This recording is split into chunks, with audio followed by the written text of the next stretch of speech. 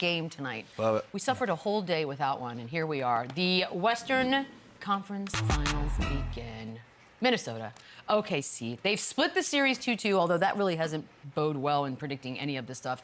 They're in OKC tonight. Game 7 just happened for Oklahoma City, although you wouldn't know it. They didn't seem that way. But I'm wondering, on the T-Wolves side, Chandler, they're coming in well-rested. Give me some keys.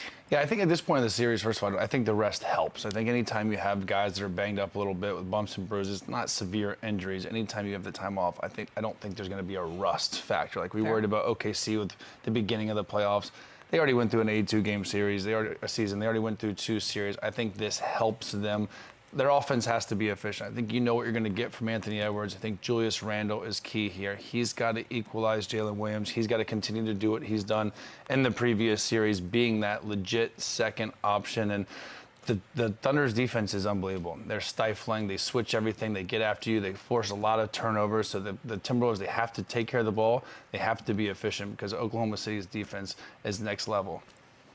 I don't know about this. The time off sometimes scares me, George. In any sport, it gets a little weird. Yeah, no, it definitely does. But, you know, obviously guys like Mike Conley are going to be huge in this series, and he's probably Chandler's age, right? He's older. Yeah, but he's been playing phenomenal. He's going to need to have another good series. But, like, think of what Chandler said. Those turnovers, they cannot happen for Minnesota, because if they do, OKC turns those into dunks, three-pointers.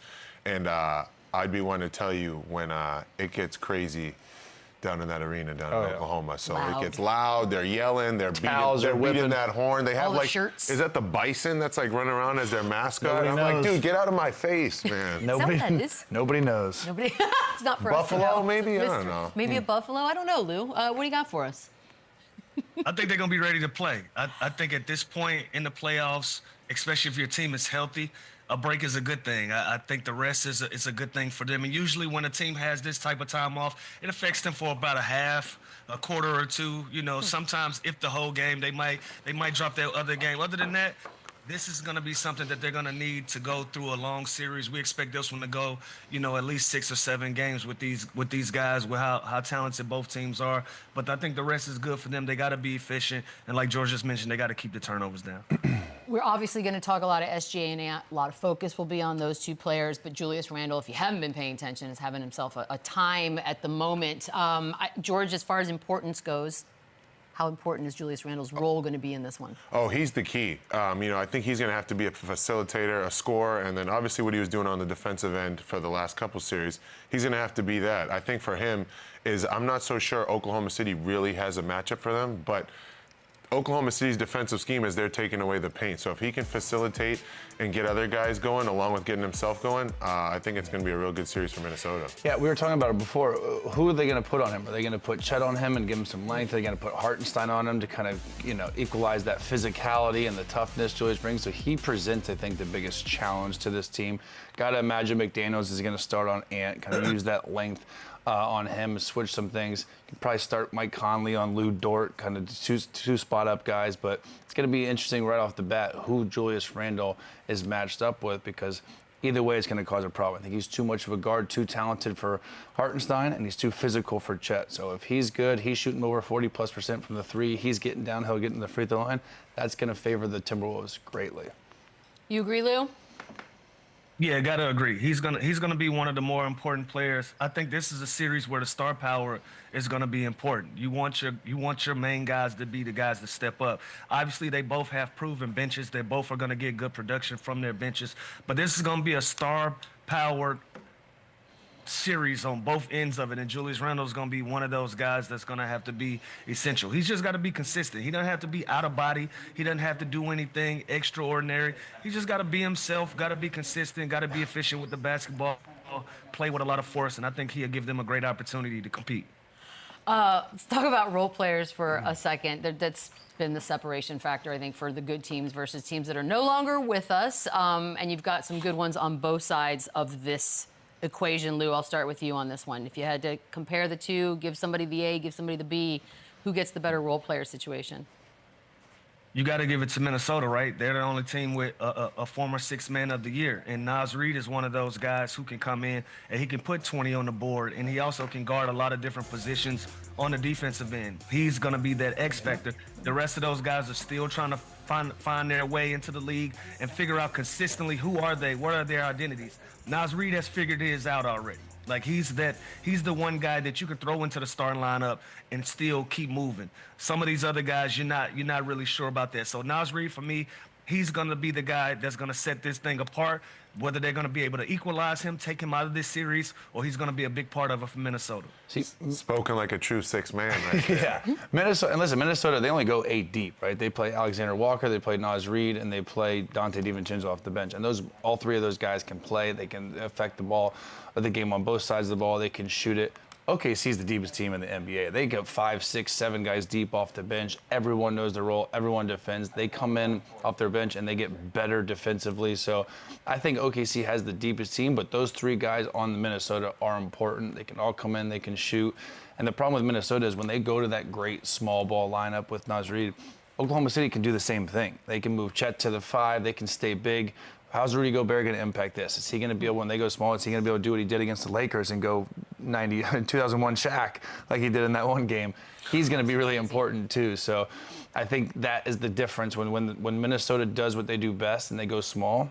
Oklahoma City can do that just as well. Yeah, it seems like Mark Dagnall's pulling people out of the stands when he goes into his bench. That bench is so deep.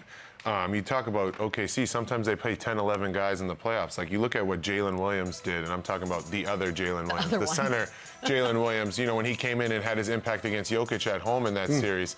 They just have so many guys that they can go to, and they all know their role and are all dialed into winning. Like, you saw Aaron Wiggins there. Like, who's to say that he doesn't have a breakout game? It just always seems that it's either Isaiah Joe, Aaron Wiggins, Cason Wallace. It's always someone. Where Minnesota, yes, they have bigger names like Naz Reid, Dante DiVincenzo, Nikhil Walker-Alexander.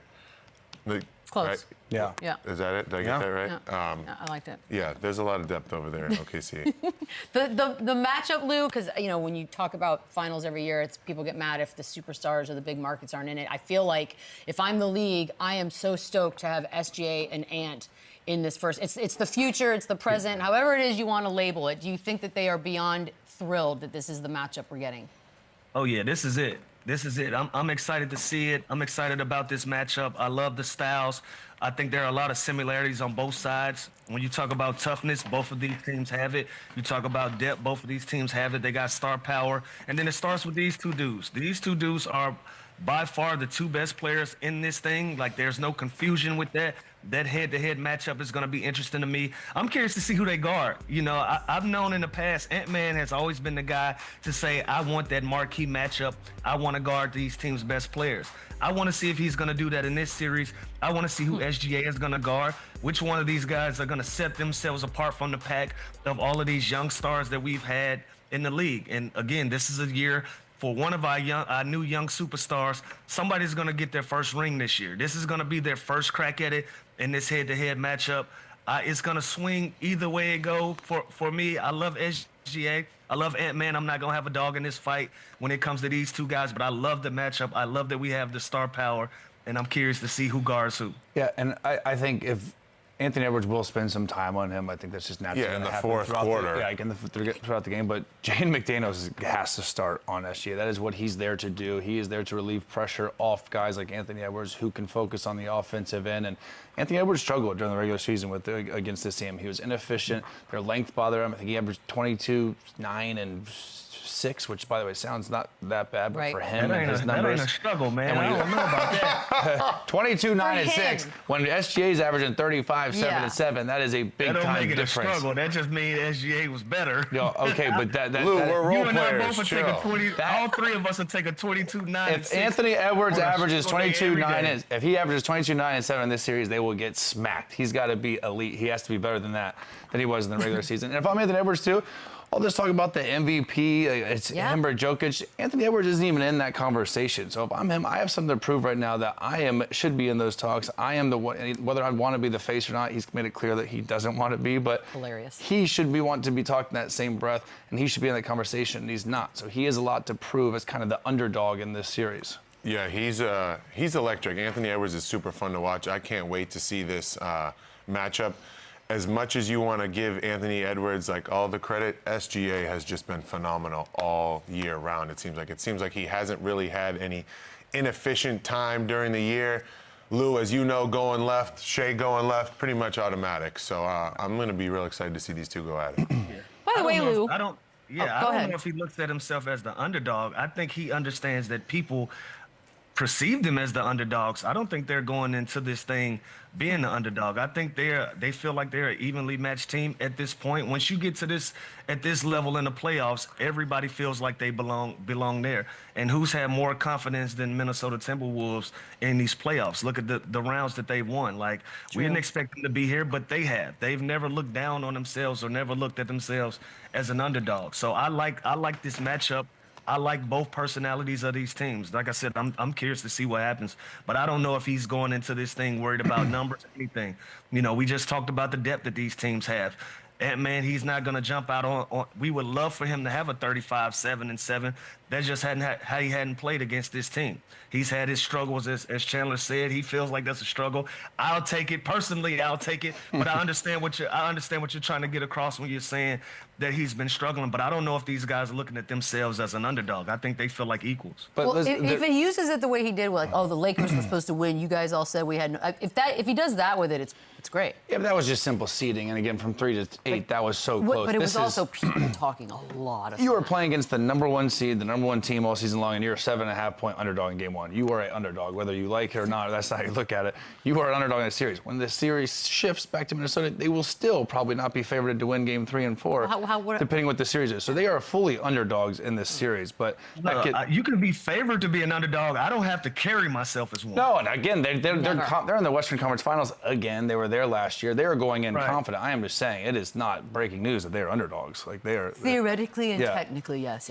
You would be right. By the way, the whole MVP announcement, Lou, SGA is your guy. You've been saying it since before the season even started. We usually have gotten the announcement by now. It's kind of shady and weird that we haven't heard anything. Is it possible SGA is not going to win this thing? Stop. Well, I'm just throwing it out there. I think it's in a bag at this point. I think it's in a bag. I don't know why we haven't had the announcement yet, but I'm cool with the suspense. I'm cool with waiting it out and building up the drama for it. I guess that's a new thing that we're trying. We've been trying a lot of different vibes this year in the league. So let's see what happens. But no, I don't think anything weird's happened with this MVP. It should be done. By the way, if Jokic somehow pulls this off, he's going to be so annoyed he's got to come back from Serbia. So angry. To get this award. He's riding horses right now. He's pissed. He will zoom in for this. He is not coming back. No, he's not. No, I'm with you. I think SGA has this in the bag, but also, I wouldn't hate if they waited to the end. Why? It's a regular season award. But it should, why is it? The MVP should still be playing, and that is SGA, and I think he should win it. And this is what the time that matters the most, right? Everyone talks about playoff basketball. You want to play your best. Well, the MVP should be playing right now then and competing. And again, I know it's a long season. This is just a small sample size. But so you think they're doing this for timing? No, but I don't hate if they do this forever now and just wait till the votes for everything till the end of the season. Okay, but can I push back a little bit? If it's a regular season, because Dirk won it once, and then and they lost first round. So what I'm saying is, if it's a regular season award, then it should be rewarded as soon as the regular season ends, because then you avoid the embarrassment of whatever could happen. Do that, or just don't even do the awards till after the season. That's still for embarrassing. Everything. If somebody else had. They're not going to change. It is a regular season award. She does bring up good points. Thank you, George. Yeah, but I just think again, why does it have to be? Why shouldn't it be throughout the whole finals? Then you just want to change the whole thing. I don't know.